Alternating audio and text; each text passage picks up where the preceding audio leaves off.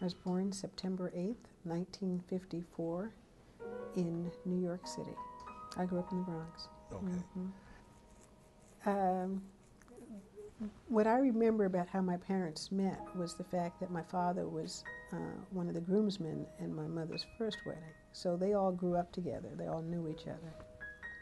And, you can say they all hung out together. Can you give us your mother's full name and spell it for us? Her name is Helen McCallum, McCallum,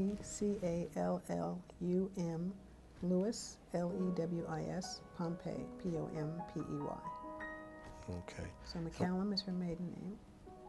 Lewis was her first husband, and Pompey was my father. Okay. And what is her date of birth and place of birth?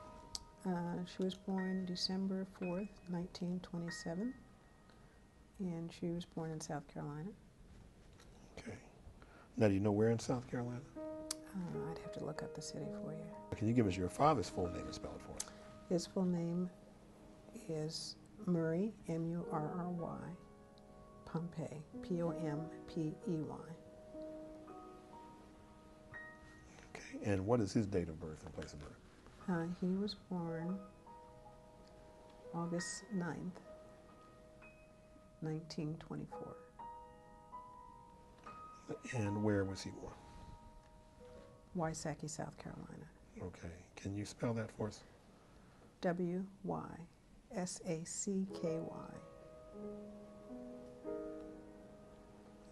All right. Now, what do you know about the ancestors on your father's side? How far back can you trace them? Surprisingly, not very far. He had 9 sisters and brothers. I never met my grandfather. I met all of his sisters and brothers, and most of them also moved to New York.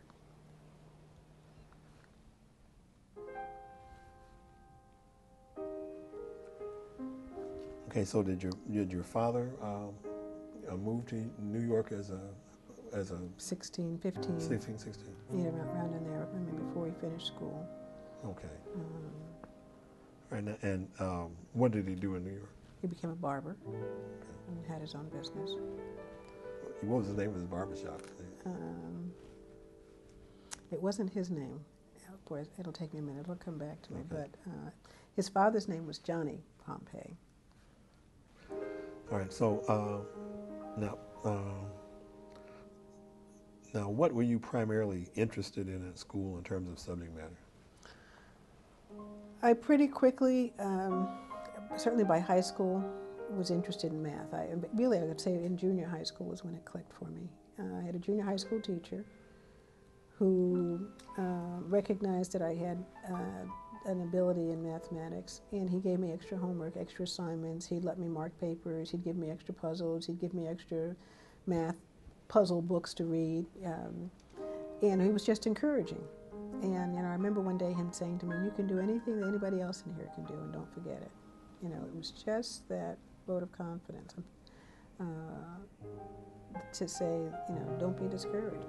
Now, you had parents that really were focused on education, Mm-hmm. and they may not have known all the places it was going to take you, but they were really focused on it. And now, did they get a chance to see you earn a PhD? They did, and my mother passed away a few months after I became CEO. My dad died some years back, but he did get to see me get a PhD. Okay. And what did they think about you getting a PhD? Phenomenal. I mean, as I said, the whole idea of going to college was a major accomplishment. My dad never finished high school, so the idea of getting a college education and being one of the first in the family to do that was a huge accomplishment. I mean, he had tremendous pride in what I was doing. Yeah. In fact, I'll tell you a funny story. When my husband and I came out to California, and someone from Home Advice says, "Well, as soon as you get there, buy a house." And we got here, and all the houses were very, very close, and they didn't have yards, nothing like what we'd been accustomed to seeing. And so we said, "Oh no, she must have been confused about what part of California we were going to be in. Well, then the house prices went up by 10 or 15% in a year. And then we said, that's what she meant, about buying a house. So we did. We bought a house, and my dad was amazed because he'd never owned a house in his life. He was in awe and he was pleased, but he was amazed that we had done that. And then after a few years, we decided to buy another house because we wanted to move up to LA closer to work. And my dad was panic-stricken. What are you doing? You already have a house. You don't, he just couldn't fathom buying another house and turning the first house into a rental. That this was a good investment for us. And so, this was something that clearly, just never entered his mind as in the realm of the possible for his daughter, to be a college graduate, to own her own home, to, go on and be in real estate. This was something that was not something that he envisioned, I think, starting out. He was always very encouraging. Now, did you have a favorite teacher in Bronx?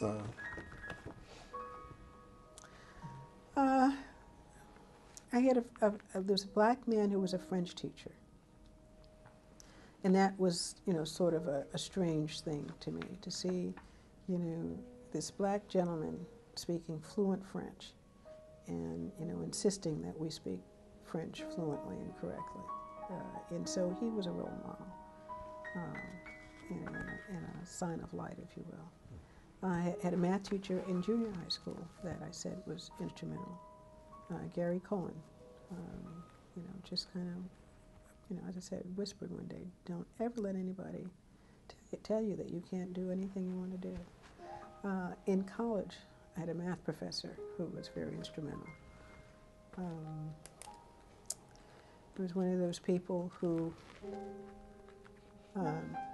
took time to notice how you're doing and took time to demonstrate that he cared that you be successful. Ma'am, do you have a favorite food? All. Okay. Probably sweet potato pie. Okay. It's great. Mm-hmm. Do you have a favorite color? Teal blue. All right. Favorite time of the year? Fall on the East Coast. Okay. Do you have a favorite vacation destination? Vacation? What's that? I enjoy lots of places. I enjoy Hawaii. I enjoy really the East Coast, going back to New York, which is where I grew up. I enjoy spending time there. Okay. And the last one is, do you have a favorite phrase or saying? Continued success, which is the focus that we have right now on the space mission area, is trying to make sure that we're successful in putting assets in orbit. So, I'm always wishing people continued success because you work very hard, and it's hard fought. I'm an engineer. Okay. And what is your present title? My present title is Chief Executive Officer and President of the Aerospace Corporation. Well, in college now, did you come to the conclusion that you were going to go into science in college, or? In math. I Okay. came to the conclusion I was going to major in math. Okay. And again, that was that experience in high school, that with the literature teacher that sort of said, no, I may have to work hard. And I struggled. I mean, I wasn't a straight A student at first in college. But I knew that, in time, I would get it. And my professors would give me credit for what I'd done, for what I accomplished. It wouldn't be a debate about whether I'd hit the mark or not. Okay, so did you start off as a math major? I did. Okay, all right. Mm-hmm. Okay. Mm-hmm. And you said there was a math teacher there that really encouraged you. Absolutely. I remember one day, math classes were always at 8 o'clock in the morning. And one day I decided I'd sleep in. And then I went to the coffee shop later and was sitting at a table with some friends. And the math professor came over to me behind me and tapped me on the shoulder and he said, "You weren't in my 8 o'clock class today." And of course I was somewhat embarrassed, but said, "Yeah, you're right." He says, "Don't ever let that happen again." How would you like to be remembered?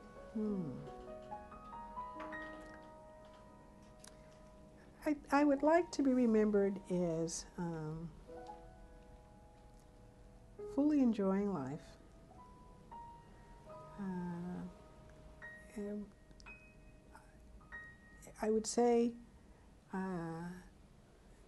not technically competent, but technically engaged and fair in her assessments, of what's the right way to go from a technology perspective. I'd like to think that people that she interacted with were better off after that interaction.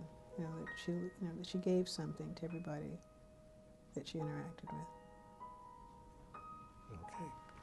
Well, thank you very much. Thank you very much, Larry. Okay. Good to meet you. All right.